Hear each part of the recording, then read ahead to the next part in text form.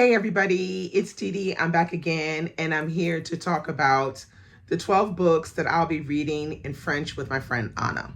So Anna and we've been reading books in French together every month for the past 3 years, I think it is. And if you notice on my banner on my YouTube, if you look above, you'll see I have the entire Hugo Macau series up there, because that has been the thing that has influenced me so much in my reading. Zola can do no wrong. So we read together the Hugo Macau series, and we read that over 2 years. And then this year we read different French novels. Mostly we read contemporary and we read classics. And we decided that in 2026 we wanted to do Balzac. So we said let's do some of La Comédie Humaine, and the Human Comedy is one of his biggest masterpieces.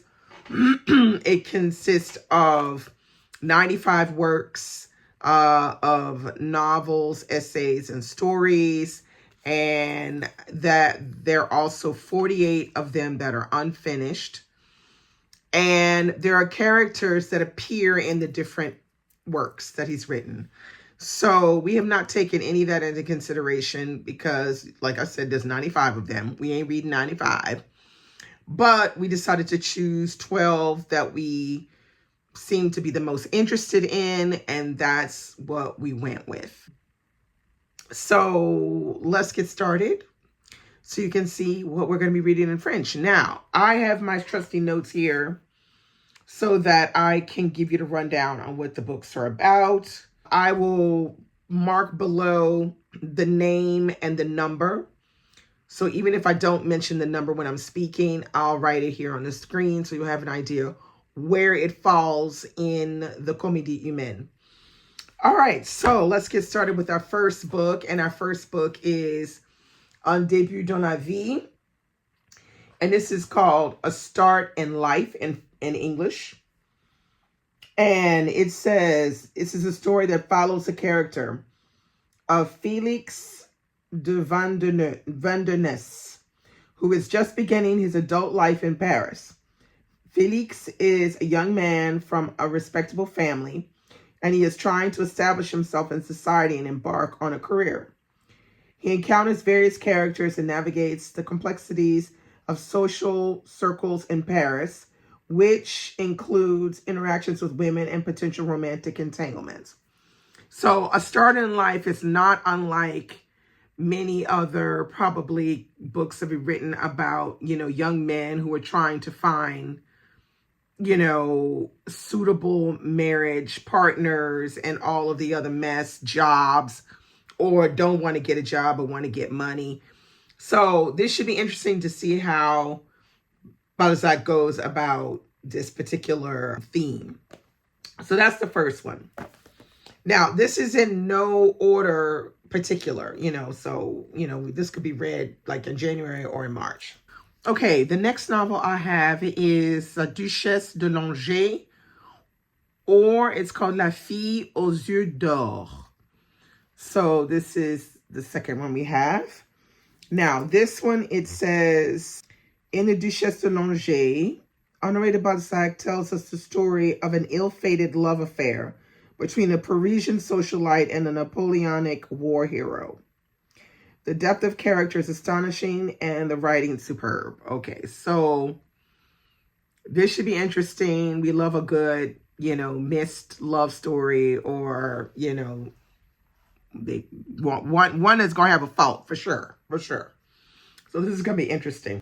Okay, the next one I have on my list is César Birotteau. This is book number 39, and it says, Honoré de Balzac lived most of his life one step from his creditors. His house in Paris even had a special exit for avoiding them. No one knew more about money problems than Balzac, and this is his subject in Rise and Fall of César Birotteau. So that's what it's called in English. Rise and Fall of César Birotteau. One of Balzac's greatest novels. It's the story of César Birotteau, an honest perfumer who's lured into overextending himself. This luring is the work of the unsavory Dutier, an employee Birotteau fired for embezzlement. The embezzler works in secret to take revenge. Take it he does. Birotteau falls hard. But all is not lost, not yet. Anselme Popinot, a brilliant young marketer in love with Birotteau's daughter, works to help Birotteau recover. Perhaps together they can recover Birotteau's honor. Perhaps. So this isn't, it should be interesting as well. It's quite the chunker though. This ain't no light. The next book we have on the list is Le Colonel Chabert. Yeah, this should be interesting. I think this one has been made into a film, French film, old French film, I think. A couple of times, I think it's been made into a French film. So this is 1807. Colonel Chabert, Napoleon's beloved commander, is severely wounded in the Battle of Eylau. Taken for dead and buried in a mass grave, he manages to escape and wanders in poverty through Europe for 10 years. Torn between life and death, oblivion and consciousness. Finally recovering his memories, he sets out for Paris to search for his wife, who had been a prostitute before he married her, and to reclaim his possessions. In the several years while he had been gone, his wife, thinking he was dead, had remarried and had 2 new children. She had also collected his existing fortune. In all, she was pretty happy the way things were. How could our colonel prove who he was? What arguments could he use against his former wife? Yeah, this is going to be good too. It's a nice shorty, but I think it's going to be a goodie. Okay, the next one we have on the list is Le Cabinet des Antiques. And this is called in English, The Collection of Antiquities. And it says here, the narrative centers around the Marquis d'Esgrignon and his family, particularly focusing on his son, Comte Victorien d'Esgrignon, grappling with their diminished status and wealth in the wake of revolutionary changes. It explores themes of nobility, social aspirations, and the conflicts arising from changing societal values. So, yeah, I love a good broke aristocrat book. Broke aristocrat trying to get money, trying to get, that power back. I like that. So this should be really good too. Okay, the next book I have, and this is like a short story. It's called L'Auberge Rouge, which is in English, The Red Inn. Now, this says, this short story tells a dinner party the narrative once attended. This one was given by a Parisian banker in honor of a German businessman called Hermann. Over dessert, Fanny, the banker's daughter, asked Hermann to tell a frightening story. Hermann's story is that of 2 young French medical students who, in October 1799, were traveling to join their regiment in Germany. And the story continues. So this one I've heard people in France talk about L'Auberge Rouge. This is like if you say L'Auberge Rouge, it's supposed to be like horrific, like horror, okay? Stuff that's not slasher, like in the worst kind of way. That's what it makes reference to. So that's just to give you an idea. That is supposed to be, like she says, tell me, a frightening story. So yeah, this is going to be real good. It's only like 40 pages long, but I bet you it's going to be good. Okay, the next book I have on the list is this one right here, which is called La Rabouilleuse. La Rabouilleuse. And in English, La Rabouilleuse is the black sheep. So this one says, Philippe and Joseph Bridau are extremely different brothers. The elder, Philippe, is superficially heroic soldier. Adored by their mother, Agathe, he is nonetheless a bitter figure, secretly gambling away her savings after a brief but glorious career in Napoleon's army. Okay. Yeah, he's this is gonna be good too. His younger brother Joseph, meanwhile, is fundamentally virtuous, yet their mother is blinded to his kindness by her disapproval of his life as an artist. Foolish and prejudiced, Agathe lives unaware that she is being cynically manipulated by her favorite child. But will she ever discover which of her sons is truly the black sheep of the family? Yes, indeed. It's gonna be a good one too. I love these kind of family, messed up family stories like this as well. They usually turn out to be really good. The next one we have is this one right here called Eugénie Grandet.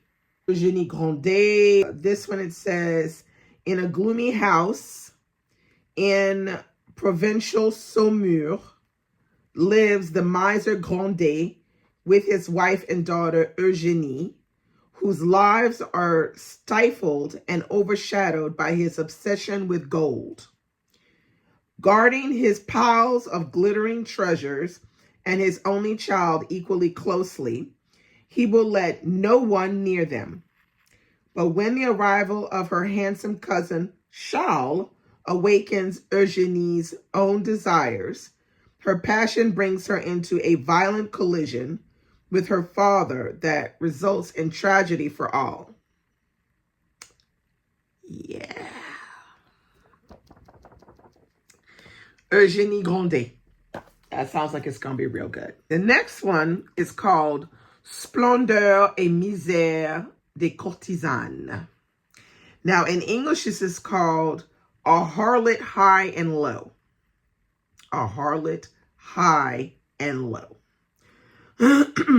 So this one, it says finance, fashionable society, and the intrigues of the underworld and the police system form the heart of this powerful novel, which introduces the satanic genius Vautrin, one of the greatest villains in world literature.